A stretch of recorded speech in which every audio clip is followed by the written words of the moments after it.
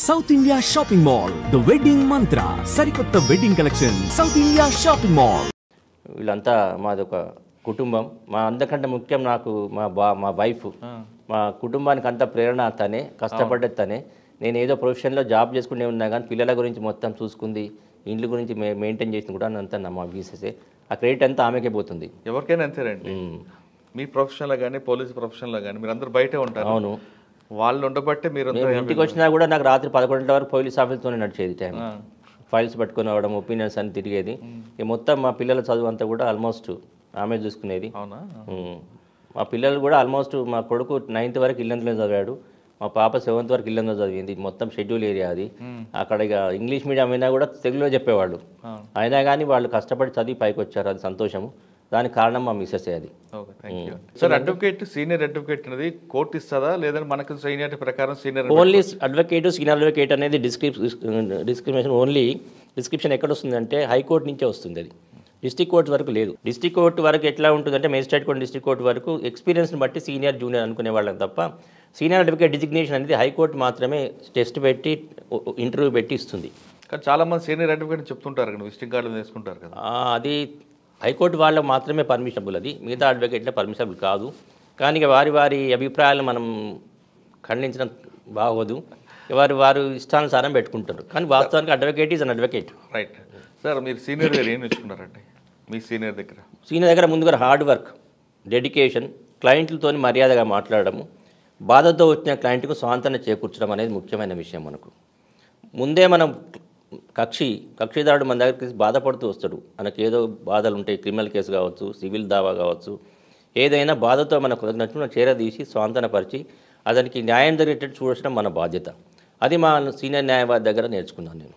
అంటే జనగాంలో ఏ తరహా కేసులు ఉండేవి? అంటే క్రిమినల్ వైపు సివిల్ ఉండేవి, క్రిమినల్ ఉండేది. వచ్చేవాడిని గురువుగారి దగ్గరికి ఎక్కువ సివిల్ వచ్చేది, క్రిమినల్ కూడా చేసేవారు గురువుగారు. ఓకే. అప్పుడు జనగాం అనగానే పీపుల్స్ వారు యాక్టివ్ ఉండదు, చాలా ఉండింది, చాలా మూమెంట్ ఉండేది అప్పట్లో. నేను ప్రాక్టీస్ చేసినప్పుడు కూడా 86లో స్టార్ట్ అయింది నా ప్రాక్టీసు. చాలా మూమెంట్ ఉండింది అప్పుడు. అటువంటి కేసులు వచ్చాడు మీ దగ్గర? చాలా వచ్చాయి మా దగ్గర. నేను చాలా కేసులు చేశాను. అట్లా ఒకటి రెండు చెప్పగలరా? ఒకటి case Narmetta police station attack case ఉంది కదా, అది నేనే చేశాను ఆ కేసు. అది ఏంటండి, ఏం జరిగింది అప్పుడు? కళ్యాణం చంద్రమౌళి అని ఒక పీపుల్స్ వారు నక్సలైట్ను ఒక ఇన్స్పెక్టర్ ఎస్ఐ అరెస్ట్ చేస్తే పోలీస్ స్టేషన్ మీద కొన్ని వేల మంది విలేజర్స్, గ్రామస్తులు, చుట్టుపక్కల గ్రామస్తులు వచ్చి పోలీస్ స్టేషన్ అటాక్ చేసి మొత్తం వాస్తులు ధ్వంసం చేశారు. అప్పుడు దాదాపు ఒక 400-500 మంది మీద కేసులు పెట్టారు. వాళ్ళందరి తరఫున కూడా నేనే బెయిల్స్ వేసి వాళ్ళని విడిపించి నేనే అప్పుడు కేసు వాదించాను. తర్వాత సరే ఎక్స్ట్రీమిస్ట్ వారిని అప్పుడు టాడా, పోక్సో ఉండే ఆ చట్టాల ద్వారా వారిని రిమాండ్ చేసి ఆ చట్టం ప్రకారం వాళ్ళకి చర్యలు తీసుకున్నారు. ఈ కేసు మాత్రం కొన్ని సంవత్సరాలు నడిచిన తర్వాత ఈ లోపల నేను ఏపీపీగా వెళ్ళిపోయి వేరే మిత్రుడికి ఇచ్చి వెళ్ళిపోయాను. నేను సార్, సీనియర్ దగ్గర మీరు ఎంత టైం స్పెండ్ చేసేవారండి? నేను మా ఆఫీస్ రాత్రి 8 గంటలకు స్టార్ట్ అయ్యింది. మా సీనియర్ ఆఫీసు రాత్రి 12-12:30 వరకు ఆఫీస్ ఉండేది. మళ్ళీ మార్నింగ్ 7 to 10 o'clock వరకు సీనియర్ వరకుదే ఉండేవాడిని.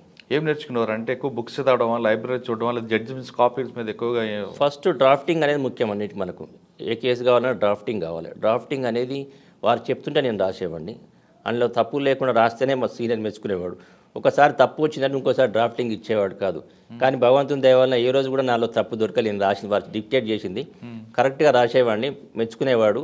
తర్వాత రేపు ఏం కేసు ఉన్నాయో అదే రోజు నేను రాత్రిపూట కూర్చొని సార్ చెప్పినట్టుగా ఆ ఫైల్స్ అన్ని తీసిపెట్టి అవి చదివి వాటికి ఏమైనా ఆర్గ్యుమెంట్స్ ఉంటే ఆ డిసిషన్స్ తీసిపెట్టి ఆ డిపోజిషన్స్ అని ఉంటాయి, సాక్ష్యం చెప్పిన వాంగ్మూల కాపీలను తీసి రెడీగా పెట్టి సార్ మార్నింగ్ 7 గంటలకు ఆఫీస్కి వచ్చేసరికి నేను రెడీగా పెడితే సార్ అప్పుడప్పుడు విట్నెస్లు, కక్షిదారుల గురించి వివరించి వాళ్ళతో కన్సల్టేషన్ చేసి ప్రిపేర్ అయ్యేవాడు. సార్, కొంతమంది సీనియర్లు ఒకే జడ్జిమెంట్ని, అంటే 498 ఎగ్జాంపుల్ అంటాను, 498లో ఒక శిక్ష పడింది, అదే జడ్జిమెంట్ కాపీని ఎక్కువ అంటే వేరే వేరే కోర్టులో వచ్చిన కాపీలు అన్నింటినీ కూడా చదివించేవారు. ఎందుకు అంటే అందులో ఉన్న లోపాలేంటి, అందులో ఏ చట్ట ప్రకారం శిక్ష పడింది, ఏ చట్ట ప్రకారం శిక్ష పడలేదు, ఇన్వెస్టిగేషన్లో లోపాలు ఏమున్నాయి, ఇన్వెస్టిగేషన్ ఎలా చేశారు, ఇవన్నీ కూడా మనం క్షుణ్ణంగా తెలుసుకుంటే రేపు రాబోయే ప్రజెంట్ చేసే కేసులో దాన్ని అధిగమించి తప్పులు లేకుండా ప్రజెంట్ చేసేందుకు వీలు కలుగుతుంది. అంటే 498లో వచ్చింది కానీ 302లో వచ్చిన ఏ కేసు అయినా సరే అంటే ఒక స్టేట్కి జడ్జిమెంట్ మారదు కదండి, సేమ్ సెక్షన్ ఉంటుంది కదా. సెక్షన్ సేమ్, జడ్జిమెంట్ మారకపోవచ్చు, జడ్జిల దృక్పథం మారచ్చు కదా. వారి దృక్పథం వేరు, ఒక్కొక్క మీకున్న అభిప్రాయం వేరు, నాకున్న అభిప్రాయం వేరు. మన అభిప్రాయం రెండు కలవకపోవచ్చు, కానీ చట్టం వేరు, చట్టం అదే, సెక్షన్లు అవే, సాక్ష్యాధార చట్టం అదే, వాంగ్మూలాలు ఆల్మోస్ట్ సేమే ఉంటాయి. సో అందులో తప్పులు జరిగి మనం అడ్వకేట్గా మనం కేసు ప్రయాణం చేసినప్పుడు జరిగిన తప్పులను సరిదిద్దుకోవడం కోసం కూడా మన పాత జడ్జిమెంట్, శిక్షలు పడ్డ జడ్జిమెంట్ను, శిక్షలు పడక జడ్జిమెంట్ చదివితే మనం చేసిన తప్పులు ఇంకో కేసులో చేయకుండా ఉంటుంది. పునశ్చరణ చేసుకోవచ్చు. మనం చేసిన తప్పులు మనం రివిజన్ చేసుకొని ఇంకో కేసులో అలాంటి తప్పులు జరగకుండా చేసుకోవచ్చు. అంటే జడ్జిమెంట్కి జడ్జి మైండ్ సెట్ తెలుస్తుంది, మారుతుంటుంది కదా, అప్పటి సర్కమ్స్టెన్స్ని బట్టి ఉంటుంది. అది మనకి స్టడీలో పనికొస్తుంది, మనకు భవిష్యత్తులో పనికొస్తుంటుంది. ఓకే, మనకు ఒక మార్గదర్శకం అన్నట్టు అది, మనకు ఒక మార్గదర్శకం. ఇప్పుడు చేసిన తప్పులు ఇంకోసారి సర్దిద్దుకొని బెటర్ ప్రజెంటేషన్, ఇంకా మంచిగా కేసుని ప్రజెంట్ చేసేందుకు మనకు వీలు కలుగుతుంది. మనం చేసిన తప్పును మళ్ళీ చేయకుండా మనం చేసుకోవచ్చు. ఓకే, కానీ ఇప్పుడు ఆ సిస్టంలో ఉన్నారండి జూనియర్స్ అందరూ? చాలా తక్కువ ఉన్నారండి. ఇప్పుడు జూనియర్స్ అందరూ కూడా ఎట్లా అయిపోయిందంటే, అనకూడదు, అంత స్మార్టేనా? అందరూ రాగానే కేసులు రావాలి అంటే రావు. మనం కష్టపడాలి, ఫస్ట్ ఇండస్ట్రీ చేయాలి. నీకు ఎంత మీరు బ్రిలియన్స్ ఉన్నా కూడా, బ్రిలియంట్ స్టూడెంట్ అయినా కూడా, ఎంత బాగా చదువుకున్నా, గోల్డ్ మెడలిస్ట్ అయినా, ముందు మనం ఏ ప్రొఫెషన్లో అయినా ఇండస్ట్రీ అనేది ముఖ్యం. కష్టపడి డెడికేషన్తో, అకుంఠిత దీక్షతోటి, అంకిత భావం అనేది ముఖ్యంగా ఉంటే మనం ఏ ప్రొఫెషన్లో అయినా షైన్ కావచ్చు. ముఖ్యంగా మన దగ్గరకు వచ్చే కక్షిదారుల మీద దృష్టిలో పెట్టుకొని, వాడు ఉన్నవాడైనా సరే, లేనివాడైనా సరే, అందరినీ కూడా ఒకే విధంగా మనం పరిగణించి వారిని చూసుకుంటే తప్పకుండా మన ప్రొఫెషన్లో మనం పైకి వస్తామండి. కాకపోతే ఓవర్ నైట్కి మనమే ధనవంతులం కావాలి, ఒక 6 నెలలు తిరిగేసరికి ఒక కారు కొనుక్కోవాలి, ఆ సంవత్సరం కాదు బంగ్లా కొనుక్కోవడం అది మాత్రం అది ఈ రోజు అది మంచి పద్ధతి కాదు. ఒక్కొక్క మెట్టు ఎక్కుతూ పైకి పోవాలి, కానీ ఒకటేసారి బంగ్లా మీకు మన బిల్డింగ్ మీకు జంప్ చేయలేం కదా. కాబట్టి ఒక్కొక్క మెట్టు ఎక్కుతూ పైకి పోవడం అనేది మంచిది. సార్, లా అనేది గ్లోబల్ ప్రొఫెషన్, ఇప్పుడు అది అదే విధంగా ఉందంటారా, మారిందంటారా? లా అనేది డైనమిక్, ఇట్స్ నాట్ స్టాటిక్, ఒక తీరుగా ఉండదు, కాలానుగుణంగా మారుతూ ఉంటుంది. లా పార్లమెంటు కానీ, లెజిస్లేషన్ కానీ కాలానుగుణంగా మార్పులు, సొసైటీలో వచ్చే మార్పులను బట్టి, కొత్త వచ్చే నేరాలను బట్టి కొత్త చట్టాలు చేస్తారు. అందుకే law is not static, law is dynamic అన్నారు. కాబట్టి వచ్చే మార్పులకు అనుగుణంగా కూడా మనం కూడా మార్పులను తయారు చేసుకొని, వచ్చిన డెవలప్ అయిన లాను మనము అప్పటికప్పుడు పుణికిపుచ్చుకొని అప్డేట్గా ఉండాలి మనం. అప్పుడు మాత్రమే మనం సొసైటీలో ఈ కాంపిటేటివ్నెస్లో మనం తట్టుకొని నిలవగలం. ఓకే, అంటే ఎప్పుడో బుక్స్ చదివామని కాకుండా ఎప్పటికప్పుడు అప్డేట్ అవుతుండాలి, ఎప్పటికప్పుడు అప్డేట్ కావాలి. ఒకప్పుడు మా రోజుల్లో మేము అప్పట్లో నెట్ ఉండేది కాదు, ఇంటర్నెట్ ఉండేది కాదు, ఈ ల్యాప్టాప్లు ఉండేది కాదు, మాకు నెట్లో ఏం వచ్చేది కాదు. పుస్తకాలు చదువుకొనే మేము నేర్చుకున్నాం. చదువుకున్న పుస్తకాలు మాకు అన్ని పుస్తకాలు కొనలేకపోయినా సీనియర్ లాయర్ల దగ్గర పోయి రిక్వెస్ట్ చేసి బుక్స్ తెచ్చుకొని, చదువుకొని, వాటిని నోట్స్ ప్రిపేర్ చేసుకొని, కేసుని బట్టి అలా ప్రజెంట్ చేసేవాళ్ళం తప్ప, ఇప్పుడు స్మార్ట్ ఫోన్ చేతిలో పట్టుకొని మనం ఏదైనా చేయగలం. ఇప్పుడు స్మార్ట్ ఫోన్ చేతిలో పట్టుకొని సుప్రీంకోర్టు పలానా ఏదైనా డిసిషన్ కావాలంటే దాన్ని డౌన్లోడ్ చేసుకొని చదువుకోవచ్చు. అప్పుడు అలా లేదు. అప్పుడు డిసిషన్ కావాలంటే జర్నల్స్ కంపల్సరీ. మనం జర్నల్స్ కోసం ఆంధ్ర లా టైమ్స్ కానీ, ఆంధ్రప్రదేశ్ లా జర్నల్ కానీ, ఆల్ ఇండియా రిపోర్టర్ కానీ, క్రిమినల్ లా జర్నల్ కానీ, ఇవన్నీ ఉంటాయి, జర్నల్స్ ఉంటాయి. మెయిన్ బాగా ఫేమస్ ఏంటంటే air India, All India Reporter, Criminal Law Journal CRLJ అంటారు, AP Andhra Pradesh Law Journal, Andhra Law Times, ఇవన్నీ చాలా ఇట్లాంటి క్రైమ్స్, ఇవన్నీ జర్నల్ మనం కనీసం ఒక్కటన్నా పీరియాడికల్స్ అంటారు వాటిని, ఒకటన్నా మనం మంత్లీ తెప్పించుకోగలిగితే అది చదువుకోవాలి మనం. సుప్రీంకోర్టు జడ్జిమెంట్స్, మన High Court judgments, different High Court judgments వస్తుంటాయి. దాంట్లో నిష్ణాతులైన లాయర్లు, అడ్వకేట్స్ కానీ, వేరే మన అకాడమిషియన్స్ కానీ వ్యాసాలు రాస్తారు, ఎస్సేస్ రాస్తారు, క్రిటిక్స్ రాస్తుంటారు. ఒక్కొక్క జడ్జిమెంట్ మీద క్రిటిక్స్ రాస్తుంటారు, ఒక్కొక్క చట్టం మీద క్రిటిక్స్ రాస్తారు, ఒక్కొక్క సెక్షన్ మీద క్రిటిక్స్ రాస్తుంటారు. దానివల్ల మంచి ఏం జరుగుతుంది, దుష్ప్రభావం ఏం జరుగుతుంది సొసైటీకి అని అవన్నీ చదువుకొని, అవన్నీ కనుక మనం కనుక అప్ టు డేట్గా ఉండి అవపోసన పడితే మనకు చాలా మంచి భవిష్యత్తు ఉంటుంది, మనం అప్డేట్గా ఉంటాం. సార్, లాయర్ గతంలో మీరు అన్నట్టు ఒక కక్షిదారుడు వెళ్ళి తన బాధ చెప్పుకుంటే మీరు చెప్తున్నట్లుగా కూర్చోబెట్టి మంచినీళ్ళు టీ ఇచ్చి మాట్లాడి వాళ్ళ కష్టాన్ని మీ వెనకున్నా మీకేం భయం లేదు అని ఒక భరోసా ఇస్తూ, డబ్బులు లేకపోతే డబ్బులు కూడా ఇచ్చి పంపించే తరం చూశారు మరి. కానీ ఇప్పుడు కొంతమంది అడ్వకేట్లు కన్సల్ట్లో ఫీజు పెట్టింది, అది మనం ఎంతవరకు సమాధానం? మీరు అన్నది వాస్తవం. ఒకప్పటి లాయర్ నేను చూసినంతవరకు సీనియర్ లాయర్లను ముందు కక్షిదారుడు రాగానే ఎక్కడి నుంచో రాత్రి వస్తాడు. ఎందుకంటే అప్పట్లో కోర్టులు దగ్గరలో ఉండేవి కావు, ట్రాన్స్పోర్ట్ ఫెసిలిటీ కూడా ఉండేది కాదు. దూర దేశం నుంచి, దూర ప్రాంతాల నుంచి రావాలా, వచ్చి రాత్రి ఎక్కడో బస్ స్టాండ్లోనో ఏదైనా తెలిసిన వాళ్ళ ఇంట్లోనో, రైల్వే స్టేషన్లో అట్లా ఉన్న వాళ్ళని చూసాం మనం. పొద్దున్నే లేచి 6 గంటల వరకు లాయర్ గారి ఇంటి ముందర ఉండేవాడు. అట్లాంటి వాళ్ళని కూడా లాయర్ గారు కానీ లాయర్ గారి కుటుంబీకులు కానీ పిలిచి మంచినీళ్ళు పోసి టీ పోసి బాబు అని టిఫిన్ చేస్తావా పెట్టి భోజనం కానీ పెట్టి వాళ్ళను మా సీనియర్ లాయర్లు అయితే డబ్బులు లేకుండా డబ్బులు ఇచ్చి పంపించేవాళ్ళు, బస్సు కిరాయిలు ఇచ్చి. అప్పుడు చాలా తక్కువ ఉండే కిరాయిలు, దూరం ప్రదేశం పోవాలి, ఇచ్చి పంపించేవాళ్ళు. వాడు డబ్బులు ఇచ్చినా కూడా మనకు ఫీజు మొత్తం ఇచ్చినా కూడా నీకు డబ్బులు బస్ కిరాయిలు డబ్బులు ఉన్నాయని అడిగి ఇచ్చిన వాళ్ళని కూడా చాలామందిని చూసాం. కానీ ఇప్పుడు ఆ సంస్కృతి అనేది మెల్లమెల్లగా పోయిందండి, ఆ పద్ధతి అనేది పోయింది. ఇప్పుడు ఎంతసేపు మనం అంటే దురదృష్టకరంగా కొంతమందిని చూస్తున్నాం, అందరూ కాదు, ఏదో కొంతమంది ఉండొచ్చు, అందరిని అంటే వీల్లేదు, ఒకటో ఇద్దరు ఉండొచ్చు, దాంట్లో ఎవరో ఎక్సెప్షన్ కాదు. అట్లాంటి వాళ్ళు ఏమైందంటే ఇప్పుడు కక్షిదారులు వచ్చే డబ్బులు ఎంత ఇస్తాడా అని చూడడమే తప్ప కక్షిదారుల బాగోగులు చూసే లాయర్ల వ్యవస్థలు చాలా తగ్గిపోయిందండి. కానీ లాయర్ని కలవాలంటేనే ముందు ఫీజు తీసుకుంటున్నారు కదా, అడ్మిషన్ ఫీజు లాగా. మీరు అన్నట్టు కరెక్ట్. ఇప్పుడు లాయర్ ఇప్పుడు ఇంతకుముందు మన కన్సల్టేషన్ ఫీజు అనేది డాక్టర్ల దగ్గరనో లేక వేరే డిపార్ట్మెంట్లో చూసేవాళ్ళం. కానీ ఇప్పుడు దురదృష్టవశాత్తు లాయర్లు కూడా కన్సల్టేషన్ ఫీజు పెడుతున్నారు. అది ఎంతవరకు కరెక్ట్ అనేది మేధావులందరూ ఆలోచించాలి. ఇప్పుడు కన్సల్టేషన్ ఫీజు అంటే వాడికి బాధలో వస్తాడు, సడన్గా బాధలో వచ్చి మన బాధ చెప్పుకుంటాడు. నువ్వు నీకు 500 ఇస్తేనే నీకు సలహా చెప్తా, 1000 రూపాయలు ఇస్తే సలహా చెప్తానంటే సబబు కాదు అని నా యొక్క మనవి. అలాంటి వారికి నా చేతులెత్తి నమస్కారం ప్రార్థించేందంటే ఇలాంటివి చేయకండి. మీ దగ్గరకు వచ్చిన వ్యక్తికి సాంత్వనపరిచి మీ తోచిన సలహా చెప్పండి. అంతేగాని కన్సల్టేషన్ పేరు మీద కక్షిదారులను ముఖ్యంగా బీదవాళ్ళను, మన దగ్గరికి సడన్గా వచ్చేవాళ్ళు ఎవరంటే బీదవాళ్ళు. డబ్బున్న వాళ్ళు ఎలాగైనా ఏ లాయర్నైనా ఎంగేజ్ చేసుకోడు. బీదవాళ్ళకి మాత్రం ఈ కన్సల్టేషన్ అనేది పెట్టకుండా మీకు తోచిన సలహా ఇచ్చి మీ ఒకవేళ మిమ్మల్ని కనుక కేసు చేయమంటే దయచేసి చేయండి. డబ్బుల కోసం కాకుండా మీరు ఒక వారికి లాభం చేసినట్టు అవుతుంది, ఒక బీదవాడికి లాభం చేసినట్టు అవుతుంది. అతని సాంత్వనపరిచి అతని కేసు కనుక మీరు తీసుకుంటే అతను చాలా సంతోషంగా ఇంటికి పోతాడు. అట్లాంటిది మనకు చాలా తృప్తినిస్తుంది జీవితంలో. అంటే మీరు చెప్పింది వాస్తవమే, కానీ డబ్బులు తీసుకున్న లాయర్ల యొక్క ఒపీనియన్ ఏ విధంగా ఉందంటే ఆఫీస్ ఖర్చులు ఉంటాయి మాకు, ఒకటి. 2, వచ్చిన వాళ్ళు డైరెక్ట్గా మా కేసు ఎవరు, థర్డ్ ఒపీనియన్, సెకండ్ ఒపీనియన్ కోసం మా దగ్గరకు వస్తుంటారు. ఈ ఇద్దరు వర్గాల వల్ల మాకు టైం వేస్ట్ అవుతుంది కాబట్టి మేము ఫీజు పెడితే కొంత ఫిల్టర్ అవుతుందని వాళ్ళ ఒపీనియన్. అది కరెక్ట్ కాదండి. ఎందుకంటే మన టైం వేస్ట్ అనేది ముఖ్యంగా మంచి విషయం కాదు. టైం ఎట్లా వేస్ట్, మనం రోజుకి ఎంత టైం వేస్ట్ చేస్తున్నాం? ఒక 10 నిమిషాలు 5 నిమిషాలు మనం ఒక వచ్చిన కక్షిదారుని కోసం మనం వెచ్చించలేమా? 5 నిమిషాలు 10 నిమిషాలు పడుతుంది మనకు సలహా. ఆయన ఒక 5 నిమిషాలు ఆయన బాధ చెప్పుకుంటాడు, మన సలహా చెప్పిన 1-2 నిమిషాలు చెప్తాం. దానికోసం కన్సల్టేషన్స్ అనేది మన తర్వాత ఆఫీస్ ఖర్చులు అనేది అది మన సంబంధించింది, వాళ్ళకి సంబంధించింది కాదు కదా. నేను ఈ ఆఫీస్ని ఈ కార్పొరేట్ లెవెల్లో పెట్టుకోమని అతను చెప్తలేడు. నీ దగ్గరకు వచ్చిండు అంటే నీ ఆఫీస్ ఎట్లా ఉంది, ఆఫీస్ చూసి రావట్లేదు కక్షిదారులు. దగ్గరలో మనకు అందుబాటులో ఉన్న లాయర్లు ఎవరు, అడ్వకేట్స్ ఎవరు అని చూసి వస్తున్నారు తప్ప నీ ఆఫీస్ చూసి రావట్లేదు అని నాకు అభిప్రాయం. కానీ కొంతమంది మాత్రం ఆఫీసు ఎస్టాబ్లిష్మెంట్ చూసే వస్తున్నారండి. అది ఇవాళ రేపు కార్పొరేట్ వ్యవస్థ వచ్చిన తర్వాత అందరికీ అలా తయారు చేయాలని ఒకటి వచ్చింది. నిజంగా మీరు అన్నట్లుగా న్యాయం చేస్తాం అని చెప్పిన లాయర్ని నమ్మకుండా హడావుడి ఎస్టాబ్లిష్మెంట్ కార్పొరేట్ స్టైల్ ఉంటేనే నమ్మే స్థితి. ఇందులో ఇంకొక దురదృష్టంగా బ్రోకర్స్ కూడా ఎంటర్ అయ్యారండి. ఇప్పుడు ఇంతకుముందు డైరెక్ట్ కక్షిదారు అడ్వకేట్ మధ్యనే ఉండేది ఇద్దరికి. ఇప్పుడు మధ్యన టౌట్స్ ఈ మధ్యవర్తులు రావడం వల్ల కూడా ఈ కక్షిదారునికి ఖర్చు పెరిగిపోతుంది. ఎందుకంటే వచ్చిన వ్యక్తి దీని మీదనే ఆధారపడతాడు. ఇటు లాయర్ గారి దగ్గర కమిషన్ తీసుకుంటాడు, అటు కక్షిదారు దగ్గర కమిషన్ తీసుకుంటాడు. అదే వాళ్ళ జీవన భృతి అయిపోతుంది, జీవన శైలి అయిపోతుంది. దానివల్ల కక్షిదారునికి డబుల్ భారం అయిపోతుంది.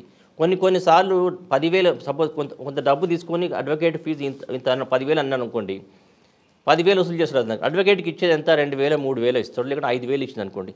5,000 అతనికి తీసుకున్నట్టే కదా. ఈ 5,000 అదనంగా కక్షిదారులకు నష్టమే కదా. సో ఇలాంటి వాళ్ళతో కూడా ఈ కక్షిదారులకును లాయర్లకు మధ్యన దూరం పెరిగిపోతుంది. ప్లస్ కక్షిదారులకు కూడా భారం అయిపోతుందండి. ఎందుకంటే బ్రోకర్ వ్యవస్థ సపోర్ట్ చేయడం ఎందుకు లాయర్లు? అసలు డైరెక్ట్గా కంప్లైంట్ మాది రావచ్చు. అది ఇక వ్యవస్థలో భాగం అయిపోయిందండి. అట్లాంటిది నిర్మూలించాలి. ఒక మంచి దాన్ని ఏమంటారు, మంచి ప్రవర్తన గల లాయర్ కానీ, మంచి స్టాండింగ్ ఉన్న లాయర్, ఒక స్టేజ్లో ఉన్న లాయర్ బ్రోకర్ వ్యవస్థను ఎవరు ప్రోత్సహించట్లేదండి. దురదృష్టవశాత్తు కొంతమంది మాత్రం ప్రోత్సహిస్తున్నారు. కాకపోతే అప్పట్లో మేము ప్రాక్టీస్ చేసినప్పుడు కూడా బ్రోకర్ వ్యవస్థ ఉంది, లేదు అని కాదు. కానీ ఊర్లలో తెలిసిన వాళ్ళు ఉంటే వాళ్ళని తీసుకొని వాళ్ళకి తెలిసిన లాయర్ల దగ్గరకు వచ్చి చూసేవాళ్ళు. కానీ ఈ కమిషన్ వ్యవస్థ అనేది లేదు అప్పట్లో. అది కాలక్రమేణా కొంచెం మారిపోయి వాళ్ళకు కూడా అది కూడా ఒక బిజినెస్ అయిపోయింది. సార్, మీరు చెప్తున్న బ్రోకర్ వ్యవస్థ మీద పార్లమెంట్లో బిల్లు కూడా వచ్చిందండి. దానికి కొంతమంది అడ్డుకుంటున్నారు. అది మంచిది కాదు. అది అది రావాలి. మార్పు అనేది ప్రతి సమాజంలో మార్పు అనేది సహజం. అలాంటి చట్టాలు వచ్చినప్పుడే అందరికీ లాభం జరుగుతుంది. దానివల్ల ఎవరికి నష్టం లేదు. అంటే మీరు అన్నట్లుగా వాళ్ళు ఒక వ్యవస్థలాగా దాని మీదే బతుకుతున్నారు కదండి. అది వాళ్ళకు ఒక జాబ్ అయిపోయింది. ఇప్పుడు ఆర్టీ ఆఫీస్ ముందు ఎలాగైతే కూర్చుంటారో, సబ్ రిజిస్టర్ ముందు ఎలా కూర్చుంటారు, కలెక్టర్ మీ ఆఫీస్ ముందు అలాగే కూర్చుంటున్నారు. అది తప్పు అని అంటుంది అది వ్యవస్థ. ఇప్పుడు వేరే ఇతర దేశాలు ఇలాంటి వ్యవస్థ లేదు. అంతే ఆన్లైన్ చేసినప్పుడు ఇదంతా ఉండదు. ఇప్పుడు ప్రస్తుత పరిస్థితుల్లో అంతా కూడా ఈ గ్లోబల్ విలేజ్ అయిపోయింది ప్రపంచం. గ్లోబల్ విలేజ్లో మొత్తం ఆన్లైన్ అయిపోయినప్పుడు ఏమైపోతుంది, ఈ దళారీ వ్యవస్థ అనేది, బ్రోకర్ వ్యవస్థ అనేది మెల్లిమెల్లిగా తొలగిపోతుంది. సార్ మనం ఒకసారి మీ బ్యాక్ వెళ్తే చెప్పండి. మీ సర్వీస్లోకి ఏపీపీగా సెలెక్ట్ అయ్యారు. 1982లో నేను సెలెక్ట్ అయ్యానండి. ఫస్ట్ పోస్టింగ్ ఎక్కడ? ఫస్ట్ పోస్టింగ్ అది ఇల్లందు, ఖమ్మం. 1992 6th ఏప్రిల్ రోజు నేను జాయిన్ అయ్యాను. ఏముండండి క్రైమ్ నేచర్ అక్కడ? మొత్తం ఎక్స్ట్రీమిస్ట్ ఫీల్డే ఉండింది అక్కడ అండి. మొత్తం అక్కడ 6 గ్రూపులు ఉండేది, ఎక్స్ట్రీమిస్ట్ గ్రూపులు. ఇల్లందు పోస్టింగ్ అనగానే మా నాన్నగారు అన్నాడు, అవసరం లేదు, జాబ్ చేయాల్సిన అవసరం లేదు, రిజైన్ చేసి మన పోకు, జాయిన్ కాకని చెప్పాడు. ఎందుకంటే భయపడ్డాడు. అంతా మొత్తం ఎక్స్ట్రీమిస్ట్ ఫీల్డ్, అక్కడ చాలా ప్రాబ్లం ఉంటుంది, మొత్తం ఏజెన్సీ ఏరియా అక్కడ. అప్పుడు ఇల్లందులో ఎట్లా ఉండేదంటే, నేను 1992 జాయిన్ అయినప్పుడు నేను అన్నాను, సరే భయపడాల్సిన అవసరం లేదు, నేనైతే ముందు జాయిన్ అవుతా, మరీ అంత భయపడే పరిస్థితి ఉంటే వచ్చేస్తలే అని చెప్పి వెళ్ళిపోయాను. వెళ్ళిపోయిన తర్వాత వెనక్కి చూడలేదు నేను. అక్కడే అదే పరిస్థితులకు అనుగుణంగా మారుతూ 9 సంవత్సరాలు చేశాను ఇల్లందులో నేను. అక్కడే ఉన్నాను. మాకు నెల రోజులకు ఒకసారి మంచిళ్ళు వచ్చేవి. నా ఇద్దరు కొడుకు బిడ్డ ఎడ్యుకేషన్ కూడా ఆల్మోస్ట్ అక్కడే, primary education, high school education కూడా నెల రోజులకు ఒకసారి మంచిళ్ళు వచ్చేది అండి. అది కూడా రెడ్గా వచ్చేది. అవన్నీ మేము బిందులో వేసుకొని, చిల్లగింజ అని ఉంటుంది, దాని గంధం తీసి అందులో వేస్తే మొత్తం మట్టి కిందికి పోతే అది తీసి కాగబెట్టుకొని తాగేవాళ్ళం మేము. వాటర్ పంపు అట్లా వచ్చేది. అప్పట్లో అక్కడ ఫిల్టర్ బెడ్స్ కూడా లేవు ఇల్లందులో. ఒక చెరువు ఉండేది, ఆ చెరువు నీళ్ళు వచ్చేది. మొత్తం దోమలు, పెద్ద పెద్ద దోమలు, అవి మొత్తం అడవి ప్రదేశం అది. 2 రోజులకు ఒకసారి ఒక ఎన్కౌంటరు. అలాంటి పరిస్థితిలో 9 ఏళ్ళు చేశానండి ఇల్లందులో నేను. మీకు బాగా గుర్తుండిపోయిన కేసు చెప్పండి అక్కడ, ఒక ఎన్కౌంటర్ విషయం కానీ, లేదంటే మీ దగ్గర ప్రొడ్యూస్ చేస్తారు కదా నైట్ టైంలో. నా టైంలో మేజిస్ట్రేట్ గారు ప్రొడ్యూస్ చేస్తాను, నేను ఏపీపీ కదా, నన్ను రమ్మనేవాళ్ళు, కానీ నేను వెళ్ళేవాడిని కాదు ఎక్కువ కేసెస్లో, కానీ సీన్ ఆఫ్ అఫెన్స్కి పోయేవాడిని నేను. బాగా గుర్తుండిపోయిన సంఘటన చెప్పండి. ఒకటి అప్పట్లో ఆళ్ళపల్లి దగ్గర ఒక అప్పట్లో జనశక్తి ఎన్కౌంటర్ జరిగింది. అప్పుడు వెళ్ళాను, తెల్లారి తీసుకెళ్ళాను నన్ను సీన్ ఆఫ్ అఫెన్స్ దగ్గరికి. దాని తర్వాత ఎల్లింది పోలీస్ స్టేషన్ మీద అటాక్ జరిగింది. దాదాపు ఒక 5-6 వేల మంది వచ్చి అటాక్ చేశారు. చాలామంది స్పెషల్ పోలీస్ వచ్చారు, మొత్తం పోలీస్ స్టేషన్ ధ్వంసం చేశారు. ఉన్న వాళ్ళ వెపన్స్ స్నాచ్ చేసే ప్రయత్నం చేశారు సిబ్బందివి. ఎనిహో పోలీస్ వాళ్ళని వెపన్స్ పోకుండా వాళ్ళని జాగ్రత్తగా డీల్ చేశారు. ఎందుకంటే ఆ ఎన్కౌంటర్లో 6-7 చనిపోయారు. ప్రజాపంత నక్సలైట్లు వాళ్ళు. అప్పుడు టేగులపల్లి మండలం ఒక ఎంపీపీ కూడా ఉన్నప్పుడు, మండల ప్రజా పరిషత్ ప్రెసిడెంట్ కూడా అందులో అతను కూడా చనిపోయాడు ఎన్కౌంటర్లో. సో అప్పట్లో ప్రజాపంద అనేది బాగా ప్రిడామినెంట్గా ఉండేది అప్పట్లో ఇల్లందులో. ప్రజాపంద, జనశక్తి, ఇంకొకటి ఉన్నది దాంట్లో ఫ్యాక్షనే ప్రజా ప్రతిఘటన. శంకరన్న దళం ఉండేది, ఇంకో దళం ఉండేది, పీపుల్స్ వారు కూడా ఉండేది, తక్కువ ఉండేది అది. సో ఆ రోజు ఆల్మోస్ట్ ఒక 2 రోజులు మేము ఇవన్నీ కేసులు తయారు చేయడం, 2 రోజులు ఊళ్ళోనే ఉండి ఇంటికి పోలేదు, 2 రోజులు పోలీస్ స్టేషన్లో ఉండడం వచ్చింది, కేసులు అన్నీ బిల్డప్ చేసేందుకోసం. ఇట్లా చాలా ఉన్నాయి లైఫ్లో. ఓకే, ఇల్లందు నుంచి 9 సంవత్సరాల దగ్గరికి వచ్చారు. వరంగల్ వచ్చారండి ఎక్సైజ్ ఏపీపీగా. అప్పుడు ఒక 2 years ఎక్సైజ్ ఏపీపీ చేశాను. అక్కడే ఉండి గుడంబా కేసులను అప్పుడు అన్ని గుడంబానే అండి. అప్పుడు లిక్కర్ ప్రొవిషన్ ఉంది కదా, మొత్తం ఈ గుడంబా కేసులే ఉండేది. వేల కేసులు అండి. దాదాపుగా ఒక 20,000 కేసులు ఉండేది. ఒకటే కోర్టు, స్పెషల్ కోర్టు పెట్టారు, special act, AP provision act వచ్చింది, స్పెషల్ కోర్టు పెట్టారు. 20,000 కేసులు ఉండేది. దాదాపు రోజు ఒక 50-60 కేసులు ఆడేదండి. 50 పొద్దున పోతే ఇంటికి వచ్చేసరికి 7-8 బెయిల్స్ అయిపోయేసరికి. అట్లయితే నాకు బాగా పాత్రుడు గారని జిల్లా జడ్జి గారు ఉండే. ఈ కేసులన్నింటినీ కూడా దాన్ని ఏమంటారు, తక్కువ గుడంబా ఉంటుంది చూసిన, 5 లీటర్స్ లోపల ఉన్న గుడంబా కేసులన్నీ కూడా అప్పుడు గవర్నమెంట్ నుంచి పర్మిషన్ తీసుకొని కాంప్రమైజ్ చేసేందుకు, ఏదో కొంత నామినల్గా ఫైన్ వేసి కాంపౌండ్ చేసేందుకోసం అతను బాగా ప్రయత్నం చేసి పాలసీ మ్యాటర్గా డిసైడ్ చేసి కాంప్రమైజ్కు గవర్నమెంట్ ఒప్పుకున్నది. అప్పుడు జీవో ఇష్యూ చేసింది. ఒకటే రోజు 11,000 కేసులు తీసేసామండి. మార్నింగ్ 8 o'clock నుంచి రాత్రి 1 o'clock వరకు. పాత్రుడు గారు బాగా ఇనిషియేటివ్ తీసుకొని అందరు judicial officers, prosecutors, excise officers అందరు కలిసి 11,000 కేసులు ఎట్టే స్టేజ్లో పోయినాయండి. గవర్నమెంట్కి ఇన్కమ్ వచ్చింది, వీళ్ళకి చిన్న చిన్న నేరాలు చేసిన వాళ్ళకు రిలీఫ్ వచ్చింది. సార్ గుడంబా కేసులో 5 లీటర్ దాటితేనే ఐఓ ఎవరుంటారండి? ఇప్పుడు అది ఏం లేదండి, ఎస్ఐ చేయొచ్చు. గతంలో కానిస్టేబుల్ కూడా గతంలో హెడ్ కానిస్టేబుల్స్ వరకు ఉండేది, ఇప్పుడు కూడా హెడ్ కానిస్టేబుల్ లేదు, ఇప్పుడు ఎస్ఐ వరకే ఉంది. గతంలో ఉండేది హెడ్ కానిస్టేబుల్ చేయొచ్చు. ఎస్హెచ్ఓ అన్నప్పుడు ఎవరు ఎస్హెచ్ఓ ఉన్నా వాళ్ళు పర్మిషన్, వాళ్ళు they are empowered to investigate the cases. Okay.